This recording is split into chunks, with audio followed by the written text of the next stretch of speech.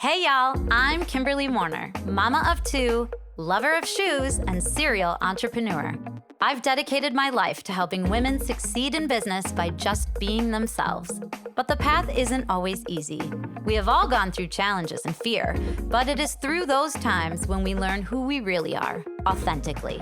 This podcast is for anyone who's experienced fear or is looking for the inspiration to do more, be more, or like me, rise from the ashes and be better than before. Here we go. Hey y'all, it's Kimberly, and we are back for another episode of Fearlessly Authentique. I'm so excited because today is the second episode in our 4-part series, Body, Mind, Spirit, and Health. I am bringing in the most amazing women that have the most expertise in the different areas of your body, your mind, your spirit, and being healthy. And today we are talking health. I want to welcome to the show my friend Amy Sichmiller from Kenosha, Wisconsin. I don't know, is that where you're from originally? Yes, it is. Thanks for having me. Yeah, well, we're happy you're here because your journey is very interesting to get to how, where you are now, where you started, the whole thing. It's long and interesting. And also you've got kids and a husband. So you're kind of like the mom, that super mom. You're doing it all, and you're doing it all every day with excellence. So everybody wants to know how to be like you. Oh, stop. Thank you so much. Well, so start us off. Tell us a little bit about your journey. How did you even get into the health business? Because she does have a business. It's called Wellmade Restoritve. We're going to get more into that and what she does and what she can offer everyone listening, whether you're far away or you're close by. She is a resource.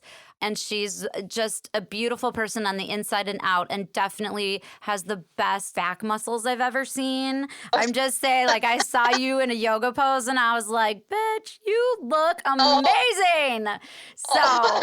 Thank you. You're dedicated. Yeah, no, it's kind of I'm one of those people that love to work out. So it's, people sometimes say how do you love it? But yeah, essentially, I think my journey to owning this business, the small health-based business, really started back in my teen years. I fell in love with running. So I've been kind of into health and connecting how the foods that put in my body affect how I feel and how I perform. So that's kind of been my own, my parents didn't push that. They weren't athletic people. There wasn't what they knew. And I kind of took that in my own hands at a young age. And then, of course, as you go through life and you go through college and you don't treat yourself as good, the freshman 15, that thing. Oh, for sure. Yeah, I was kind of finding my way through my 20s. I really was not a goal-oriented person when I was younger. It wasn't until after my kids were a little bit toddlers. I remember getting to the point where I felt like I needed more. I was there's something else out there. I'm just a little bit complacent. So I was offered a job back in 2014. I always loved cooking. And like I said, I was very interested in health. So I was connected to food and what it did for my body. So I was offered a job as a food. So I just want to ask you a real quick question. Did you come from a family of food? Did your mom cook? Are you my mom was a big chef. She owned a restaurant, but I don't love cooking, which is sort of counterintuitive. Are you Italian? Did you come from a family that loved to cook and that was part of your family time? Or was this just a thing you love to do in your spirit and your soul? Yeah, well, now I know why I think I love to do it. Just recently I connected the dots. But no, my mom was a basic cook. We had dinner every night around the table, but it was pork chops, applesauce, rice-a-roni. No, just a very typical Midwestern meal. My grandmother, on the other hand, was your ultimate hostess. So when she hosted every holiday, and when I was very young, in my mind, if you wanted to be that matriarch of the family, you had to know how to cook. You can't host a holiday if you don't know how to cook. And I loved the way that my grandmother made me feel, how every holiday felt so special and how she did it with ease. So I became very infatuated with recipes and Food Network and Food Network before it was cool, way, back when. Back before Giada or whatever her name was showing her boobs.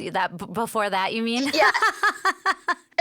Well, when she was first starting out, I was in my dorm room only watching Food Network. My roommate wasn't there because it wasn't cool to watch cooking shows back in 2000. But it got cool because she started having the cleavage, and then all of a sudden, like, college boys were watching Food Network, and I was like, what is going on right now? Oh, that's true. So funny. No, I'm making a joke, but it's also true because that's when Steve started watching Food Network, right, Steve? Yeah, we're laughing about this. But so you were watching it before it was cool. Yeah, I mean, I started going to the library and checking out cookbooks when I was like 10. It was weird. It was like my hobby. Yeah. So I became really into food, but I did not want to go to culinary school because I wanted to run track and cross country in college. So I wanted to go to a 4-year school. So again, I wasn't very goal oriented. I just like wanted to run. I wanted to have fun. And then I was really driven by, again, this experience of I wanted to be able to host the family holidays someday. And I think that's what really connected to me to cooking. I love that story.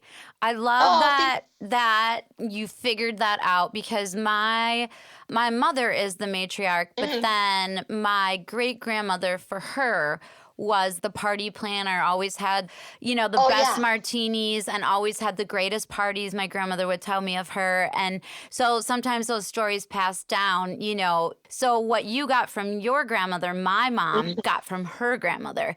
And, and so you and her, actually, you should be her daughter. And yeah, I'm serious. Like, she would love you so much. She would want to, like, put you in her pocket, take you everywhere. When we were little kids, we'd get in the car. My mom would be like, we're going on an adventure. It's Sunday. We'd be like, woohoo. And we would go to a grocery store in Kohler. This is not a lie. We would drive 45 to an hour to go to the grocery store in Kohler to see if they had better bakery items or whatever than we had in Green Bay, and then come back. And I was like, that was not an adventure. That was torture. So you and my mom would get along. But I love where your heart comes from. So, okay. So after you started checking out books at 10. So then I was offered a job back in like 2017. No, I lied. Like 2015, my first like full-time job outside of when my kids were young. So they were 3 and they were 6. And it was a food stylist, recipe developer, and essentially for this cookware line that they were launching in my community. And it was like, this is too good to be true. I'm going to be able to work in Kenosha as like a blogger, essentially. I had never written a blog, but they needed someone to be kind of the face of the company. So what did you go to school for? What was your degree then? My degree was recreation management. So again, not having a lot of aspirations, I went to school to be like, I was a day camp director for about 3 years out of college. Cool. So then how did you even get this opportunity? Like, were you just on, I don't know if monster.com was a thing when you were younger, but it was when I was younger. I'm a little older. Yeah. But how did you even find the opportunity? It was through a family member. So I had, again, because people knew I loved to cook, but I never was into photography or blogging or anything. I had a cousin-in-law that worked for this company, read the description, is like, this would be perfect for Amy. And I was not a trained chef because, I said I didn't want to go to a culinary school. But I was so passionate about food. And so I took on this job. And then, as you mentioned, having kids, trying to do all the things, waking up still at 4:30 in the morning to go to the gym. And, I was like that believer that you could do it all. Mm-hmm. Like, that's kind of like my mindset back then. Mm-hmm. But after about a year or so, I really felt a decline in my health. Like, I was noticing that I had extreme like fatigue and a lot of brain fog. Like, that was probably my biggest obstacle. Was I like would know what I wanted to say, but I couldn't get it out. And then I started having like physical symptoms, and like my hands didn't work properly, which is really scary. Like signing my name when I was trying to sign my child into daycare, I didn't know how to hold a pencil anymore, which is so scary. Do you think that came from what you were eating or not eating? Or do you think that was just the sheer fatigue of trying to do 10 things more than you should be doing in a day? Yeah, it was a combination. So as I started to really want to get to the bottom of why I was feeling this way, going to my doctor every year, I was told that it was just because I was getting older. I was a mom and I was busy. And I said, no, like, just know there's something more to this. Like, I always prided myself on doing it all, but there's I don't know. There was just something else. Yeah. So it took me a few years, which is kind of like what kind of led me to where I'm at. But in the meantime, I continued to pursue this job for a couple years. unfortunately, the cookware didn't take off. So I was stuck in the position of what to do now. I had my dream job. They dissolved the department. Where do I go from here? So this maybe is that entrepreneurial spirit is I was, I'm going to be a personal chef. I'm going to just create this small LLC and I'm going to cater parties. And that's kind of actually how you and I met. I think I met you at your store, but then we've met at some events. And so I did that. And throughout 1 year of doing that, I decided to write a cookbook. And it was a very small cookbook that I thought, I could sell this at I would do in-home cooking classes and, just even when I would cater someone's dinner.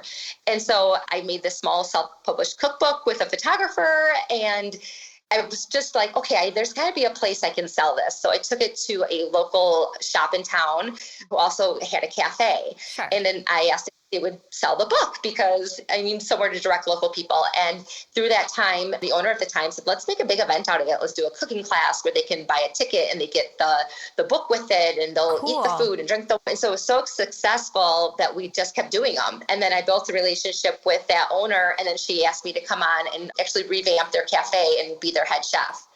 So that is such a cool story. And the thing that I just want to back up for a minute, because what most people don't always understand, when you were like, I just decided I was going to be a private chef and I was going to open an LLC and da-da-da. And some of those pieces are not, they're not innate, right? So a lot of women out there might be listening. And I mean, we have women, 86% of our population that listens to Fearlessly Authentic is women. And they're all over the United States and all over the world, actually. And so they're probably wondering, how do you even go about that? How do you get, pardon my French, but how do you get the balls to just do that? And that's one of the things that I love to teach women is that just because you don't know exactly what the steps are to get to where you want to go, that's where you have to tap into a woman that you see out there, like you, doing what she's doing that you kind of want to do, and tap into them and find out, how did you even do this? Because sometimes the questions are never asked, and there is a process. I mean, you have to have an LLC, you have to have a commercial kitchen, you have to have, a license, you can't, and health, insurance and all that kind of stuff. I mean, there's a lot of legality stuff to it, but it can be done. And it isn't as hard as people think it is. And that's why they shy away from wanting to do what they want to do. And they stay in their 9-to-5 jobs going, check in Monday through Friday, check out, and they hate their lives. And you kind of by default, because you lost that job based on, the cookware wasn't selling, you just were like, I'm off. I'm doing this. And that's impressive for you and for and your age too. You were young. I mean, you're not in your 80s or anything. You were a baby then. I think I was 34, 35 maybe. That's young to say, I want to start a business and let me just get an LLC and the whole thing. I mean, I know you have a large network of friends and stuff, but that you could tap into, but that's pretty impressive, honestly. Thank you. I love that you bring this up because one of my kind of mottos has just been just try it. Just try it. And almost don't overthink it. If something feels right in your gut, it's just, and that's what I've done. So even, the cookbook was a very small investment because I was just doing it with a photographer. But you know what? If it doesn't sell, okay, I'm out a few $1,000s, I'll recoup. And we are not in a position where I can throw money around like that, but it's just, how do you know if you don't try? So same with, being a personal chef, which then led me to my next job is running a cafe. A very popular cafe, I should say, in our town. That was, that particular business was over 100 years old, and as was the cafe. It was like a soda fountain back in the day. So, you were not... This was not a brand new venture. This is a very stable business that had been in Kenosha for over 100 years. You were filling some big shoes for sure. Well, there was a high level of expectation there because they had such loyal customers, but nothing had changed the 80s. So like we had to change the menu for the times to bring in new clientele, which there was a lot of growing pains there. Yeah, I can already hear it. The little old 80-year-old lady going, why isn't the egg salad sandwich the same as it was in 1924? And then the new young generation going, do you not have any like tofu or tempeh or anything like that? Like, what's happening here? I can totally hear that. Every day, every single day. What a challenge for you. I love it. Yeah. So, like between like I was running the cafe, and then I also didn't want to stop catering on the side because that's, where I could really make some good income. So it was, again, burning the candle at both ends there. Because I ate your food that summer. That was the first time I had your food. And I was like, whoa, Nellie, you are a great chef. Like, and I'm kind of food fussy because my mom is a chef. Yeah. I can't believe how much you can cook, and your portions are perfect. And then the things that you chose, like for the grand opening of that Medi Spa. Oh, yeah. Those things were beautiful. So for any of y'all listening out there, if you're local, this is a resource you want to tap into. If you are opening a new business, if you are having a party now that we don't have to, be in quarantine and masks and the whole thing, this woman can make beautifully designed, healthy, all whole foods, and they taste good. It's not like it tastes like dirt or like twigs. It tastes like I almost said a bad word. It tastes like delicious food. I mean, like really, really good like food. Regular food. Yes. But like I was going to be a little more emphatic right there. And then Steve kind of was like, oh, don't say that F word. If I'm not authentic, I'm not authentic. But your just go with it kind of mantra fits my mantra and I have it hanging in my studio. My mantra is go, set, ready. So you know what I mean? Like there's no like ready, figure it out, get set, get everything in place, go. It's the opposite. I'll just fly into it. And that's kind of what you did too. And then to take over this restaurant, sheesh. Yeah, it's more of a gut instinct. And so, but as I'm going through this experience of cooking and, again, it's that mindset that we think we can do it all. I was still struggling with my health in this whole time. But on the outside, I look normal. Like on the outside, people think you're thriving and you're so healthy. But I just knew it was exhausting I'm generally a happy, upbeat, outgoing person. So that was still pretty much there. But then my husband and I, we take walks every morning, and he would say sometimes to me, why aren't you talking? And I would say, it's just too hard because this brain fog I was experiencing was getting worse. And I was nervous. I was nervous that I was going to have an autoimmune condition or I was going to have cancer in 10 years because I could tell my body was attacking itself. There was something so not right. So I knew that if I was keeping up this career in food or kind of being under somebody else's watch or, I wasn't going to be able to reach the level of health that I wanted to because of the demands. Right. And I was just gosh, I feel so I went to doctors and asked them what's wrong with me. And they would say nothing. And I would go and have blood work and they'd still say nothing. And after 3 or 4 years, I was I have to be my own advocate. So I started doing all the research and started I did the elimination diets. I started making these super nutrient dense smoothies, and I started concocting my own superfood blends. And I actually started seeing some progress in my health. But I could only kind of make it so far before I would reach a roadblock. And I believe that's just because you really do need rest and sleep and self-care. Right. That's a thing. We do have to sleep, us humans. Darn it all. You do. So I was my husband was really struggling in his career at one point. It was an end of 2019.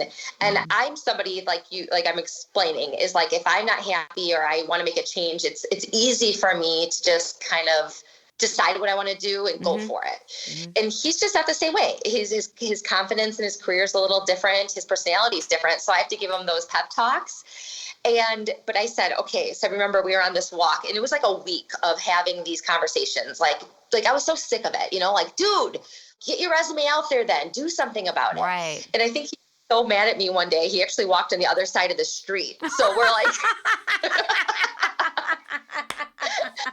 It's like 5:30 in the morning, and we're at opposite sides. And I'm like, just come back over here. And he's like, no.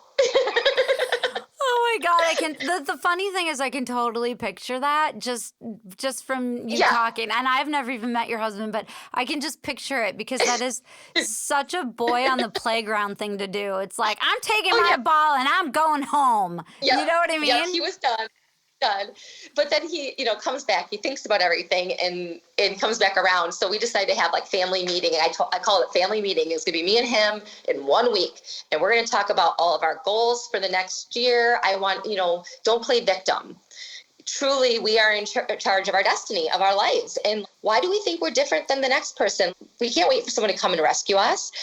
So it was a tense meeting because it's awkward to sit down with your spouse and be like, what do you want, in the next 5 years, or where, all these things. But funny enough, in that week, I started seeing ads. It's so funny how this works, like in my Instagram, for this holistic health coaching program. And I was like, I got to look into this because I've been on my own health journey. And I actually, at this point, had made a lot of progress. Like I mentioned, I started putting a bunch of superfoods in my smoothies, and I started putting a little bit more emphasis on rest and stress management. I had felt so lost and alone for about 4 or 5 years there when I was feeling like, when I'm describing fatigue and brain fog, it doesn't sound like a big deal. It was really all consuming, Right. Reading books to my kids at night and not being able to get the words out on the page. It's a frightening feeling. Yeah, that's not normal for sure. No. Most people wouldn't know what even to do from there, especially if you go to the doctor and they keep saying you're fine, you're fine, you're fine, you're fine. Yeah. And then so you were just advocating for yourself and doing everything that you thought you could do different, but positive and right and healthy. And if you're still having that, feeling, then it gets scary, right? I mean, because we all know people that have had random cancers that all of a sudden pop up, and it's like stage 4, brain cancer or something. And as a woman, I don't know about you, but I go to the nth degree right away. So I'm always like, I'm dying, and then it's like, oh, I have a hangnail, But it's easy to do that, and so I can imagine how you must have felt, but I don't know how you felt, but I can imagine that must have been scary. Yeah, no, thank you. And that was the thing. I have a very great group of girlfriends, and talking to them, year after year, they're probably so tired of me explaining these symptoms. So, but they're your tribe. They're your tribe. Yes, and that's the thing I talk about on the podcast over and over and over again. And I've people who've written books. It's like when you have a tribe, and mostly a tribe is not necessarily always your husband, but when you have a tribe, it's like you can talk about it until, the cows come home. They are still going to support you. They are still going to listen to you. And actually, they probably are trying to come up with solutions. Have you tried this? Have you tried that? Have you? And I would imagine, and I know some of your tribe, I would imagine that they did that to help you. They did. And they were great, but it was like they also couldn't relate. So that was the hard part. Because if you're not in it, they're listening and they're being the best friends. But they're like, I just, it wasn't resonating. So I knew that there was a lot of other people experiencing what I was experiencing. Because essentially what happened was my gut was a mess. I had destroyed my gut health through stress and developed in food intolerances. And the food's not the problem. But if you don't have a strong intestinal wall and a healthy microbiome, your healthy foods that you're eating every day are now becoming stressors on your body. They're causing inflammation in your body. And so that's what I had really learned. And I had been able to figure out some of my intolerances. I was able to rebuild my gut. I'm able to now eat a lot of those foods again. But again, my doctors weren't telling me that. And so I thought this is something that I really feel in our community, especially here in the Midwest, like holistic healthcare is not the norm. No. So if I can get a certification and just get this credibility and through my own experience, start a business where I know I truly can be helping others, because I know for a fact if I wasn't able to make these changes, I'd be a sick lady soon. Of course, I have my children and they're my, everyone. It's like, these people are important to me. I want to be here with them. Right.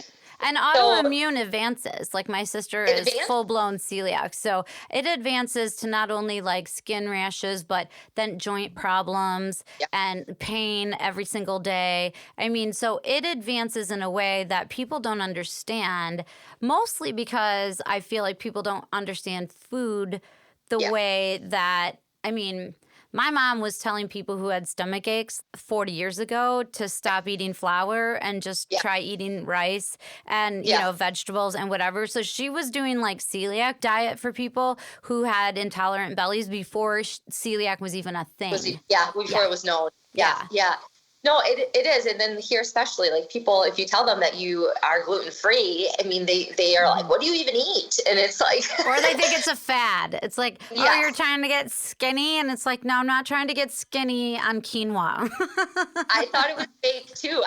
This is ironic. I had like a meme that was hanging in my cubicle when I was a food stylist, and it was John Goodman is he in the Big Lebowski? Yeah. What did it say? Something about people have been eating wheat for over 10,000 years. All of a sudden now everyone's gluten intolerant. Like I thought it was fake. And then here, ironically, now that's my biggest food intolerance. Right.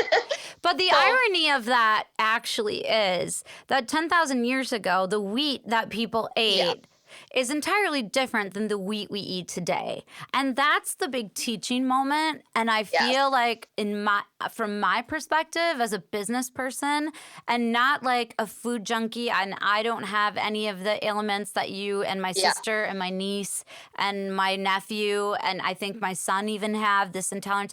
I don't have that, but I do recognize that what we ate, 10,000 years ago or whatever, is an entirely different wheat than what we eat today.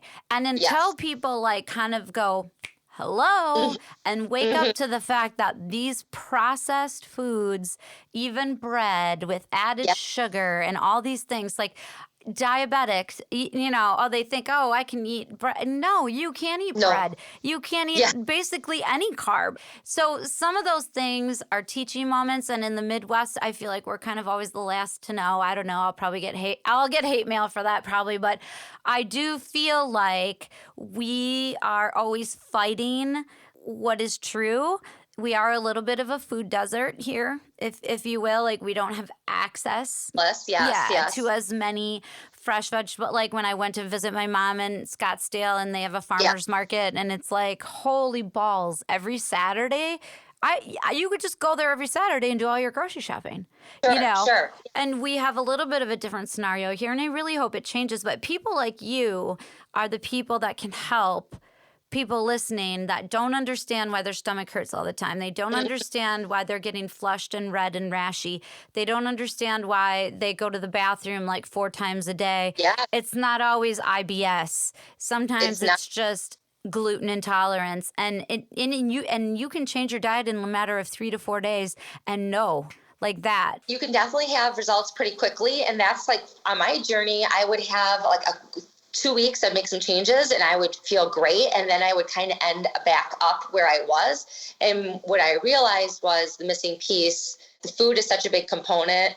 But again, I was trying to do all the dang things and I had to switch my set. So yeah, I found out about this health coach certification. My husband actually put down on paper that he really wanted to work for a certain company and he wrote it down. I said, we got to manifest these ideas. Yay. And within 3 weeks, he had an interview. Woo! And I enrolled in this program. And then I said, I think I want to make like a natural food product. I'm not sure like what it is. And I started posting more about my smoothies because these smoothies, I was able to pack in so much nutrition. And when you're intolerant to certain foods, like you can't eat eggs and nuts and dairy and all these big food groups. So you're like, what am I going to eat? So you start making smoothies with avocado and berries and sweet potatoes and cauliflower, like crazy stuff. And I was like, well, how can I take it one step further? So I started adding cacao and chia seeds and hemp seeds and moringa. And I felt like, wow, after a few months, like my arthritis, I'm going to put it in quotes because it went away. Yeah. Inflammation. Well, I couldn't even hold like 5-pound weights at one point. I was like, it felt like my hands were burning to hold them. And I couldn't even do a push-up with a flat palm. And that now is so far gone. I can't even believe I ever had it. Like, it's crazy to think I even ever struggled with it because it's something now that I forget because it's completely gone. And you're so young too. So, I mean, that shouldn't even be a thing. I wasn't going to just accept that. I was getting older. I'm like, no, this is insane. So here in the US, we have like a long They call it morbidity. So basically when you're older, you're basically just sick for like the last 20 years of your life. And people just accept that as like part of getting older. And it doesn't need to be that way. If you look at like the Mediterranean culture, there's different like blue zones throughout the world. They have a very short time in this morbidity state. They usually they kind of die of old age a lot of the times. Like, yeah. Like natural causes, like you don't really hear that anymore here. Right. Like people are 20, 30 years or the heart medication's keeping them alive or, their insulin, and it's become our norm. And I feel like I just want to spread the word that really lifestyle has so much power over your health. And so I just enrolled in this program, thought, well, I'm going to keep posting pictures of these smoothies. And people were saying, well, where are those powders you're putting in? Just make those powders and sell them to me. Yeah. So then I was, maybe I could do that. Maybe I could manufacture these like superfood mixes. So it was like in a week time, I'm on the phone, like calling these contract manufacturers, told them because you're go set ready and you're like, give me a powder with cacao and whatever the other 4 things you said that I didn't understand. But give me a powder with those things. Well, and then I thought like, maybe I'll just like mix them. I even thought about buying my own mixer, but then I'm like, no, do you know what? I want to do this legit. I'll take out a loan. I took out a loan, because I need it to be FDA approved. This is essentially like a supplement. Right. But there's these contract manufacturers that will do all the sourcing. I was able to work with my designer to design the labels. She did my website. We got the LLC. And again, it was like you learning as you go. It's like, shoot, I need a tax ID number. What do I do? And you call friends, you Google, you figure it out. And if I were to have waited until everything was in place, we wouldn't be doing any of this. Agree. We would never do it. I agree 100%. And so Wellmade Restorative is now full-fledged a business they can buy. What can we get from Wellmade Restorative at wellmaderestorative.com? Tell us what we can get. Sure. So as I mentioned, I do both like a product-based and service-based business. So my products are, I have 3 superfood blends that you would add to like a smoothie or oatmeal, yogurt, baked goods. There's a ton of recipes on my website. So one of the blends is called Fortify, which is a skin health blend. I have an immune boost blend and a gut health blend. So they're just combinations of superfoods that I researched, I had been using. I wanted to make sure that in each scoop, you are getting an amount that will actually like do good in the body. So instead of just a little shake here, and how much do I use? So I did a little bit of research on that and making sure that it was going to make an impact. So each scoop of each blend is actually a different size because I don't need as much cacao as I might need collagen. So it's really nice. There's 16 servings a piece. You can buy the regimen. So you can buy all 3 or you can buy them single. And then the health coaching business is where I work with individuals one-on-one. Like me. She's about to work with me. Now that I got my bladder fixed, I can walk and run without peeing. But so I'm the next client on the list. And you're very you're very service-based. Like you have a conversation, you explain the whole thing. You have like a questionnaire. What I love is that you offer not only just like the on the line coaching or on the phone coaching, but you offer this walk and talk thing where you're actually walking and talking about how to change your my behaviors and eating and like all of that. So tell us about that. Well, I know like someone like you who really does everything. And I'm not going to preach to you to go and like exercise an hour a day when I know you don't have the time. So it's like, okay, if you're going to work with me, I'm going to get out with you. We're going to get sunshine. We're going to get fresh air and we're going to have a social experience. So that's always like a big thing that fills my bucket. Yeah. So I realized building relationships is definitely what I thrive off of. So I believe in my product, but I don't put as much energy in getting that out into the world as I do with working with people. Right. It's just, I know that about myself. So I'm very excited to work with you and, we'll have to maybe do a follow-up after you're done with the program, a little update to your We do. But how can people like around the world who are listening right now reach out to you for coaching? Because even if they can't do the walk and talk they can Yeah. still reach out to you Yep. for a very reasonable rate. And also, I feel very confident in your skill set that if people were to say, these are the ailments or these are the things that I'm experiencing, that you would be able to direct them to one of your particular groupings, like the gut health versus the, Yep. that the skin health or whatever. And I feel like you have just such a strong knowledge. And the best part about all this is, y'all, is that you don't, and here's the thing. I want to empower women to know that they don't have to go to school for 97 years to Yep. be something that is what they want to be, because by the time they graduate, stuff has changed. So what you've done is been in it, Yeah. deep in the mud, digging with your claws, literally living it, breathing it, having the stomach pains, trying it, blending it, mixing it, Yeah. drinking it, figuring it out when you couldn't even hold 5-pound weights. These are the people that you want to tap into. These are the people you want to give money to, not the people that are on Instagram going, you want to lose 15 pounds and look like me? They're all their stomach is concave or whatever. It's no, because that is an ad and that is a company, that is a big business, and they don't care the way a small business cares. They don't care. You truly care about each and every one of your clients. I know that for a fact because I know you as a person. How can other people around the world reach out to you to get this coaching? What's the best method to contact you? Wellmade Restorative at gmail.com is the email. Okay. The website is wellmaderestorative.com. And I'm very active on Instagram, so handles just at Wellmade Restorative. Also on Facebook, I think you just type in Wellmade Restorative. Yeah. But yeah, I have clients that are not local, and I Zoom or do a phone call, whatever they, prefer. And what's so interesting is I actually I've worked with multiple cancer survivors. I have a lot of folks with thyroid or Hashimoto's. It's an epidemic now of all this autoimmune because of our environment, the toxins we're exposed to, our food, how it's been altered, the demands of our society, of the workforce. So I really truly try to meet people where they're at. Mm-hmm. So if someone's scared because they know nothing about food or they know nothing about health, wellness, that's okay. If you're tried everything and you feel like you know a lot, I really try to meet people where they are. I don't throw you on some crazy diet, and I don't coach any two people the same. Right. And that is true. I do know a lot about food. That doesn't mean I do it right. And sometimes you just need the inspiration and accountability. That's a thing too. Yeah, part of it. And also just experiencing new and different foods that maybe you've never tried or heard of. You're not really sure how to work with them, cook them, blend them, all of the above. There's all of that too. So. And I also offer basically unlimited support between sessions. So I'm an open book. You can text, you can email. I have clients call me. Eventually, I might have to set boundaries for that.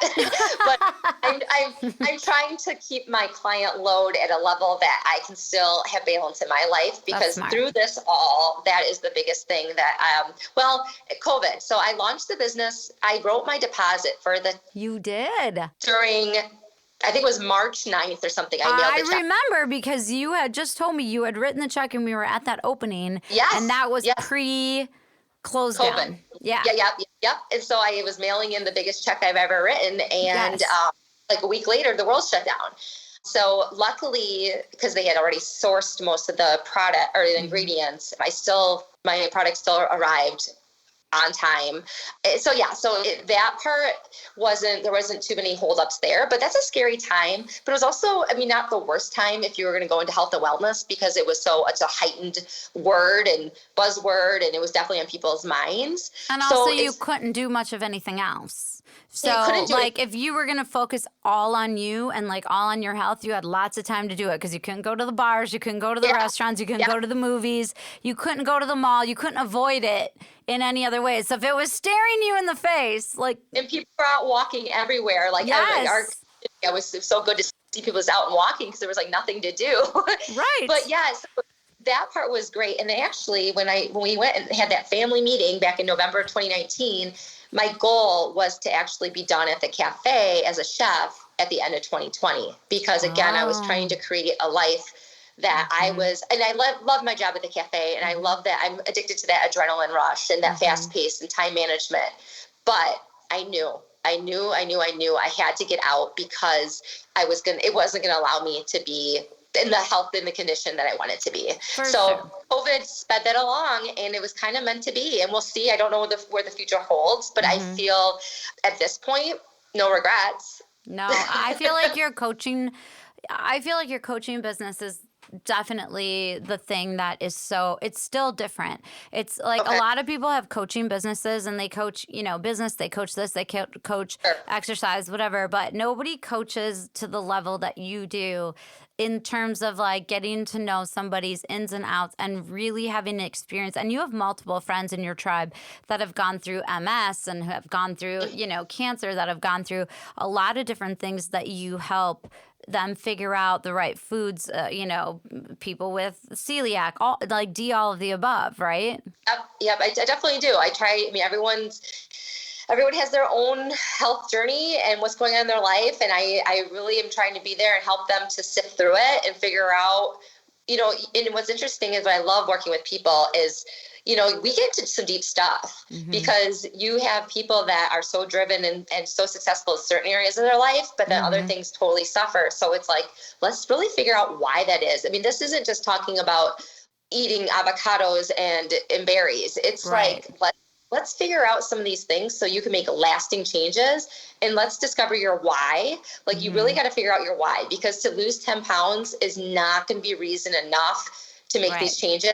For me, because I had that health scare, which is still nothing compared to what other people have experienced, but for me, it was enough. I'm really going to try to live in a way that is going to promote longevity, ward off disease, and just let me be my truest self, Right. And people, I think, sometimes forget that, food is such a huge vehicle to health and to happiness and to contentment, immunity, like all of it.